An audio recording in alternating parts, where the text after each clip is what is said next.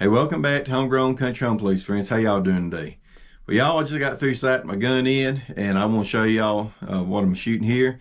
I've had this gun a good while. I think I got it in 2009, and I think they manufactured this gun around about 2005, 2006, and they only made like, I believe, 300 to 500, what I understand. And I got the original sales receipt when the gentleman in Alaska purchased it. I think he gave right at about $600 for it in 2006.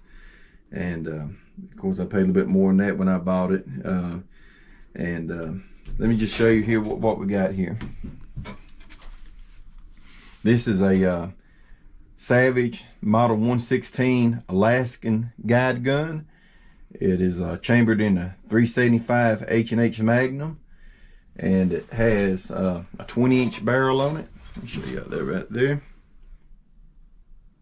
Just a real nice looking rifle. See that right there. And you might be wondering, man, why do you need a rifle chambered in a 375 and H&H Magnum? Well, y'all, I probably don't. But like everything else, it's kind of like, you kind of see something you want, and that's why I bought it, And I may do a little hunting this year. No, I'm not gonna be hunting grizzly bear, black bear, moose, elk, anything like that. If I go hunting with it, y'all, it'll be white-tailed deer. And y'all say, man, you gonna blow that deer to pieces? Well, I doubt it, y'all. I've shot deer with 300 Magnums, 30-06, and I'm not yet see any of them 45-7. I yet see a deer yet got blown to pieces by any of them cartridges. I doubt this here blow no damage to deer that bad, So, but if you think so, y'all just leave a comment down below. If it does, if I do shoot one with it, I'll be sure to let you know. But what I sighted it in with is these 300 grain PPU right there, rifle line ammunition, and that's about the cheapest I can find. And I was surprised how good they did. I'd probably rather shoot like a 270 grain bullet in it, but these 300 grain bullets, they done really good. And let me just show you right here. This is where I was sighting it in, and so I measured off here. Besides this, I did a 4 shots right here, and it measured an inch and a half. And I was shooting at 75 yards. This scope I'm using is a 2.5 by 20 FX2 ultralight scope, loophole. And so I didn't stretch it out to 100 yards. I figure 75 yards can be plenty where I hunt. I probably would be taking over about 150 yard max shot. So I just did it just a couple inches high at 75 yards. So right now it's actually showing about an inch high where I got it sighted in at. This here was a little bit high, but I've got 4 shots right here. 1, 2, 3, 4. One of them went straight in the same hole, y'all. You probably can't tell it from there, but if you look right here, you can tell on the back side right there. 2 bullets right here, same hole. So let me see, from here to here is 1.5 inches, and from here to here. So out of 5 shots, y'all, 1, 2, 3, 4, 5, average 1.5 inches, 75. So that's not bad for a 300 grain bullet out of a 20-inch barrel. So I'm very happy. Even though this ammunition is the cheapest I could find, it done really good in this rifle. And I want to show y'all, so I just noticed this, but I just want to show you how much recoil this rifle has. Let's show you right there. The rubber buttstock right there folded out on this corner here, and on this back side here, it done the same thing. So that's how much recoil this rifle has. Of course, I'll get that tucked back in, ain't no problem. But it wasn't like it, y'all, before I started shooting it. And I shot it Let me say I shot it 8 times, y'all. And you see, back up just a little bit. He might be a little bit close on my face there. I know I'm ugly, but I want to let y'all see how ugly I am. But let me show you here. Let me see, what was I going to show you here? Some of you might be wondering what a 375 H&H Magnum is. It's an old cartridge. I can't really tell you when they actually made it. It's probably been, I want to say the early 1900s when it might have came out. But that's what it looks like right there. And let me see if I can find a cartridge over here, compare these two here, give you an idea. Let's see here. Yeah, let's see what this is in here. Alright. So this in here, this can be a 7mm 08 here. Yeah. So this here is a 7mm 08. And I got 300 Win Mag right here. I'm going to show you.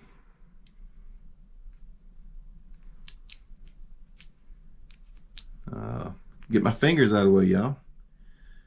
Anyway, they're the 7mm 08, then a 300 Win Mag, and I'll put this 375 H&H Magnum up, give you some idea. So y'all can see it right there. That's what it looks like right there. Anyway, this round's been used for a long time, hunting all kind of different game, especially in Africa. It's probably one of the favorite rounds over there, probably, I guess, what I've read about. I don't know, I've never hunted Africa. But anyway, y'all, a lot of people use it for moose hunting. Some, probably use elk hunting. And like I say, some people use deer hunting. Now, before y'all go and say, well, you don't need that to shoot a deer, you're absolutely right. You don't need it. And it's just out of curiosity. I'm going to hunt with it probably maybe this year, just see what it does. But like most times I hunt around here, usually what I'm hunting with is a 30-06, 270, or I go hunting with a little 7.62 by 39. That's on a other side, the extreme side. Let me just show you that. Let's see. So you hunt from one extreme to the next with different cartridges, don't you? Yeah, I guess I do in some ways. So here's that little cartridge right there. That's a 7mm 08. I'm sorry, 7.62 by 39. See right there? Here's your 7mm 08 right there. You can see kind of the size of it, So here's that cartridge. Them two compared to each other. So there's a big difference right there. But anyway, y'all, let me show you real quick what I outfitted this with. So with this Magnum Action right here, I had to buy a different base mount to make sure I could mount this smaller scope here. So what I bought here, it's a EGW. You can see it right there, EGW base mount, and it's made in USA. And the part number on this is 41400. You see it right there.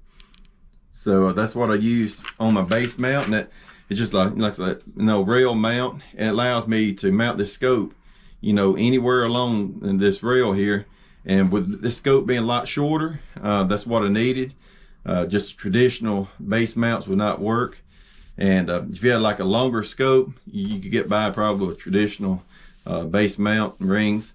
But the other thing I did, since this is a 375, and I don't really have plans going out hunting, grizzly bear or dangerous game, anything like that. But I decided to just go ahead and get me some quick detachable rings right here and put on it instead of just fixed rings. That way it does have open sights and sighted in, with open sights too. But I can take these off, break it loose, and take my scope off if I needed to. And here's the rings right there I bought these Warren quick detachable rings. And I'm not really sure what the model number is. Let me see. Y'all can probably see it. 202 LM. So they're made in America. They're real good heavy duty rings. So that's what we outfitted the scope. The scope, like I say, was a Leupold FX2 2.5 by 20 ultralight. Now I had this on one of the guns the kids started hunting with earlier last year or year before, and I took it off just because I figured they might need a little bit more magnification and to help them out hunting there. But the scope is gonna do good. And anyway, y'all, I just want to show y'all this gun here. Like I say, there's only 300 to 500 of them made. It's made for a distributor in Alaska. I can't tell you, I can't remember if it's Anchorage, Alaska, or where it was at, but it's a gun distributor, and Savvy just made them just for that gentleman. And after they was sold, you know, that was it. This gun was never cataloged. Now Savage might have made some firearms similar to this, you know, by different name. I can't remember exactly, but I've seen some that look very similar. But none of them was Alaskan guide gun like this and this right here. But I do know they made some with a 20-inch barrel, and they might have called them something different. But anyway, y'all, I just want to bring y'all along and show you this firearm here. And I made a video down there. I'm going to put it in here and end the video with that. And it's showing me shooting it just one time. I could have showed y'all me sighting it in shot after shot, but I didn't figure that was really necessary. But it took me, I think I shot 8 times, y'all, to sight this in, and it's good to go now. And if I do go hunting with it and shoot me a deer with it, I'll be sure to you know, do a video and show y'all that, and show you what kind of you know, how it did on the deer, you know, whether it be good or bad. I kind of feel with this bullet being a 300 grain bullet construction, it's going to just kind of shoot straight through it. I don't feel it would expand at all, especially if you don't hit no bones or anything like that. But you know, I won't know until I try it out, y'all.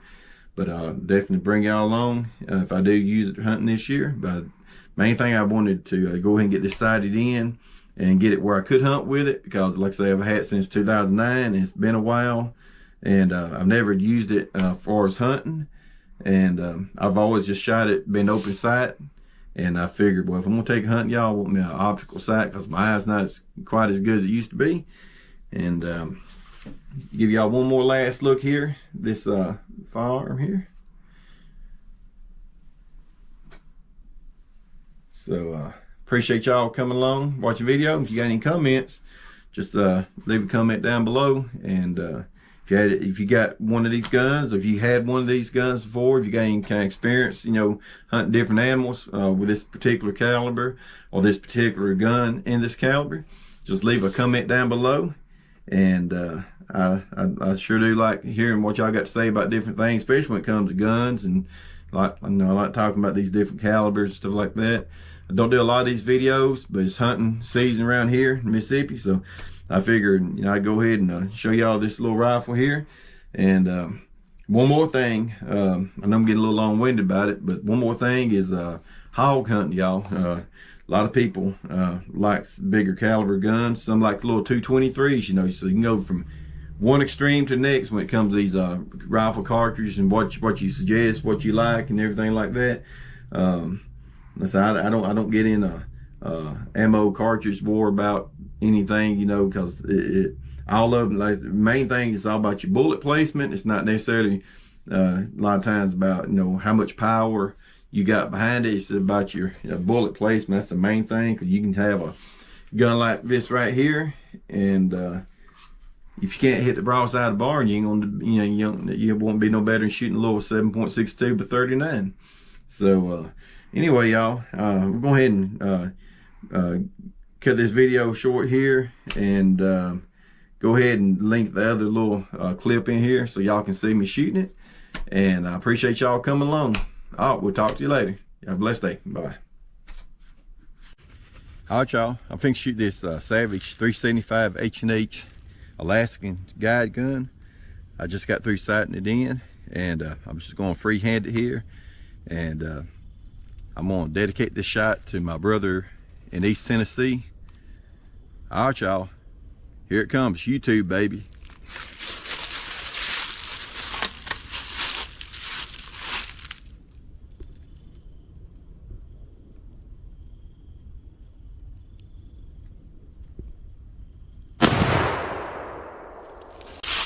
He'll know what I'm talking about whenever I said that. So y'all got sighted in real good, and